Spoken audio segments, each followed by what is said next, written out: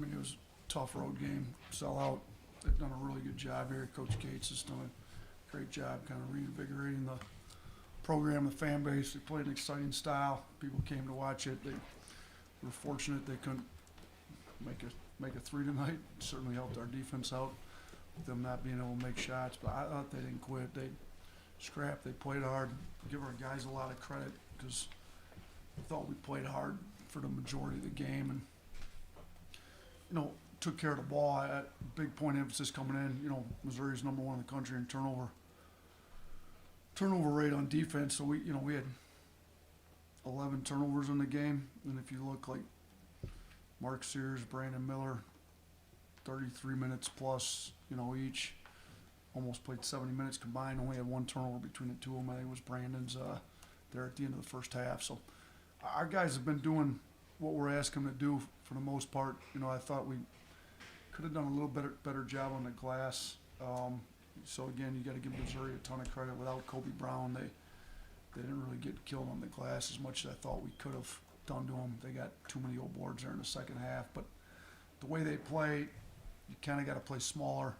So Clowney got a lot of minutes at the 5. Charles didn't play as much. Charles was one of our better rebounders. So, but it's a tough road game. Road games aren't easy to come by. The crowd was great. So give our guys a lot of credit for playing as hard as they did on the road. Start on Zoom with Nick Kelly. Yeah, Nate, Mark started a little bit slow shooting-wise, but then he kept pushing through that and did well for you guys. What about his mindset helps him succeed in terms of his scrappiness? Yeah, I mean, he had 8 rebounds tonight. He ended up winning a hard hat deal with the blue collar, so he played real. Hey, my fault. He almost did. Stretch ended up getting it. Stretch had 14 rebounds, but I thought he was tough. He didn't shoot it particularly well tonight, but still played hard. He was a plus 35 when he was in the game. I mean, for us to win by 21 and we're plus 35 when he's in, I mean, obviously he's making an impact outside of just making threes. So that's what I talked to him about. I thought the Vanderbilt game, the 2 early fouls, kind of put him in a little bit of a passive mindset. Like, you can't play that way. He had 2 fouls in the first 3 minutes. He finished the game with 2 fouls. Like I said, you got to stay aggressive whether you get fouls or not. I'm not a coach that's going to sit guys with 2 fouls. Analytically, it makes no sense. You're going to play the amount of minutes you play and pick up fouls when you pick up fouls. So I'm not going to sit you with 2. We pulled him out for a little bit, put him right back in. I thought he was passive, though, at Vanderbilt, and I thought tonight he stayed super aggressive, got into it on defense, attacked the rim. He always shoots free throws really well. He went 8 or 9 at the line and found different ways to score outside of just making threes. Joey Blackwell. Hey, Gary, after the week y'all had, how proud of you are you of the guys and just the resiliency they've shown this week to get 2 wins on the road? Yeah, really proud. A lot of mentally tough guys that are able to focus on what they need to focus on, and still have compassion for the whole situation, to be honest with you. So I think our guys are, even before the game, we kind of gathered together. Noah Gurley leads us, the team in a prayer, prayed for the people involved in the situation and prayed for us to, be able to focus, and I thought they did a good job. So I think our leadership's good. Noah Gurley has been great. Quinterly's been good for us this year in that way. Got guys like Brandon and Sears and go down the list. Jaden Bradley was really locked in. I think guys are able to kind of control what you can control, focus on what you can focus on, and they've been focusing on what they need to. In person, in the front. Nate, with that whole situation, did you hear anything you thought was inappropriate from the student section over there? Were they? Yeah, there was, but I don't need to address it. They got him out of there. So it was, for the most part, look, Coach Gates is great.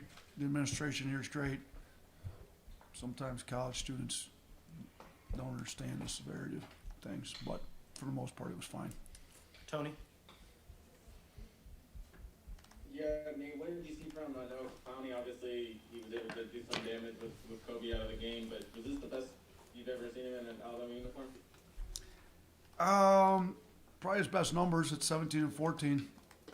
He's had some pretty good games, though. I mean, he's obviously shot 3s, 4s at a high clip before. I mean, he's played really well for us. There's a reason he's, playing as many minutes as he's been playing this year. I mean, he missed a few at the rims that I thought he normally would have made or could have made, but he's playing heavy minutes, probably got a little tired, was chasing guards around out there with us switching so much stuff. So, I thought he did a decent job at the free throw line. He's been struggling with the line a little bit, even though I think in high school he was a great free throw shooter. So, going 5 of 7 at the line, having 17 and 14 is a pretty good night for him. Austin. Yeah, Coach. Brandon scored 15, but we've gotten so used to seeing him kind of have crazy performances night in, night out. When he's not always, on his game on offense, what does it mean that your team can still win by 21 points on the road against the Missouri team? Yeah, I think it shows our depth. We've got different guys step up. Rylan Griffin steps up and makes 3 threes when we needed, hit the big one in the second half, and they were starting to get, uncomfortably close, in my opinion, and Rylan hits the big 3 and kind of opens it back up. But, Brandon didn't score, say Brandon didn't score a ton. He still ends up with 15 points. That's pretty good for most guys. But, yeah, below his average.